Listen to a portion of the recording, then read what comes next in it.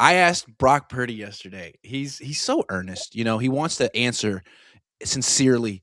And I set him up. I was like, "Hey Brock, do you ever get a call from Kyle? Do you ever call a play and you're in the huddle and you think, man, that play sucks. I'm calling my own." And he kind of like lurched and he's like, "No, man, like Kyle calls great plays." And he was just like, "No, Grant, like get serious." And I was okay. But we know that Joe Montana used to do stuff like that. Quarterbacks used to do stuff like that all the time. And I think coaches would be happy. Like, hey, man, call what you feel confident in.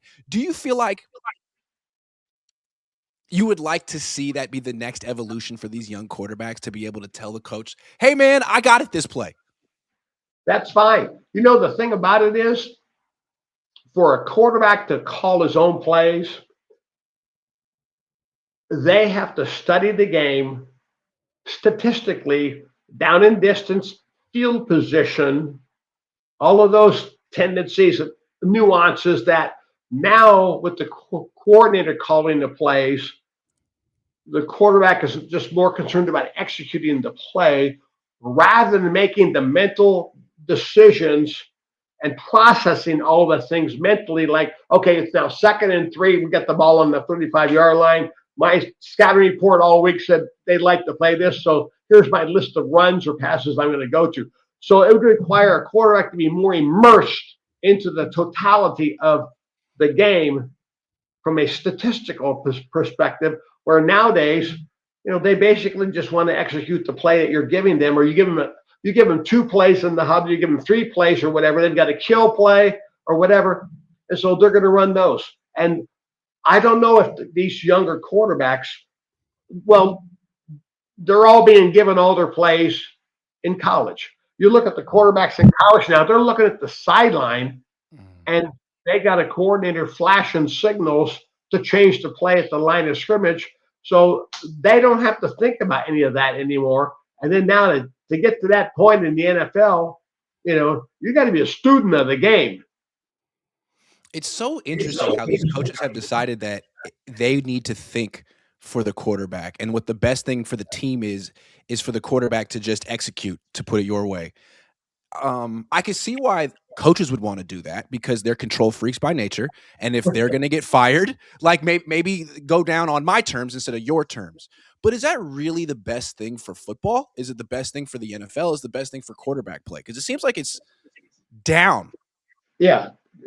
The game is not the same as it used to. I remember as a youth growing up in the Bay Area, John Brody, who was the quarterback of the Niners back then, Red Hickey was the head coach, and Brody would meet with the offensive line and the skill position players on the Thursday night at a camaraderie night kind of thing at a restaurant and a bar, and have a few soda pops and all that. And they'd do the game plan on Thursday night. And yeah, here's what we're going to run. And they'd make and the whole group just sat there and they talked through the game plan and made a list. And, then they went out and executed it.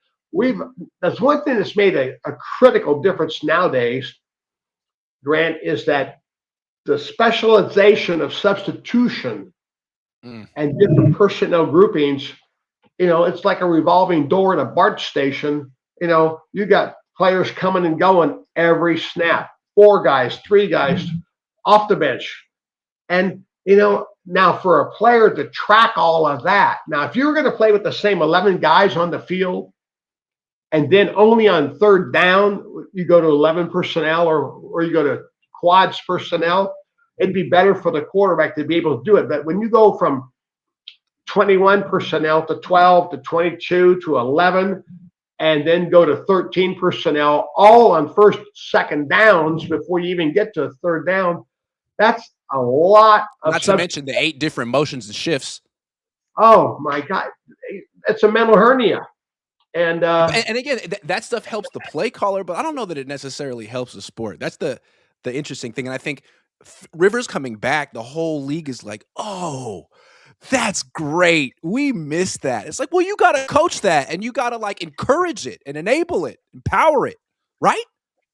But like to your point, they don't even empower it in college. No. And see, that's the problem. I tell you, go back to the days, Jim Kelly, Warren Moon, guys like that, Marino. I tell you, Aaron Rodgers could do it today. One thing about like Aaron, he doesn't like motion. He wants to line up in a static formation. He wants to see the defense. And I did the same thing. Jim Plunkett would talk to me on third downs when we had nickel and dime personnel. He goes, "No, wait a minute." He says, "I know where they all are." And then you motion a player across the formation. All of a sudden, everybody moves. He says, "Don't cross the football. I know where they are. I want to see them. I want to keep them where I know they are." And other quarterbacks in now today's game are used to all these shifts and all these motions. It doesn't bother them. And, there's a lot of moving parts. And the complexity of the game has really brought, in a way, it's diluted the quality of the football because it becomes more of a chess match rather than execution and playing the game. Well, what's interesting is I don't know. Maybe people watching don't agree with us, and maybe they feel like we're being, the older generation. But the reason this was a topic is because I don't know if you noticed, but late in the game, the Niners had to burn a timeout. They were up; it didn't really cost them, but it's because the headset went out and Brock couldn't really hear what Kyle was saying. So we asked him about it yesterday. He was like, "Yeah, I was kind of upset because we had to burn a timeout late in the game." And then Matt Mayoka was like, "Well, couldn't you have called your own play?" And Brock was like, "Oh, well, yeah, I could have, but we wanted to get it right." And it's like, well, no, like if that were a close game in the Super Bowl and you were down 3, I mean, maybe you got to call your own play in that situation as opposed to burning a timeout and asking Kyle Shanahan to figure it out. I'm just saying, I think there's utility for that in situational football late in games, and it would be nice if Brock felt like he could do that. It could come up later in the season. Well, that's an excellent point. And the thing about it also is maybe Brock is a little bit concerned about the feedback he would get from Kyle, not necessarily positive if the play didn't Right. work. So he's afraid If it was your player, you'd be like, "Way to go! I'm proud of you." But if it was Kyle, he'd be like, "So you think you can do it better than me, huh?" I don't know how you Kyle know, would take it, but I that, see what that, you mean. it's the same thing. I used to, Jim Plunkett, we just kind of kid. I said, "Hey, just don't call what you don't know. Right. Okay. If you're going to call a play, hey, fine. Know what you're calling, believe in it, make it work."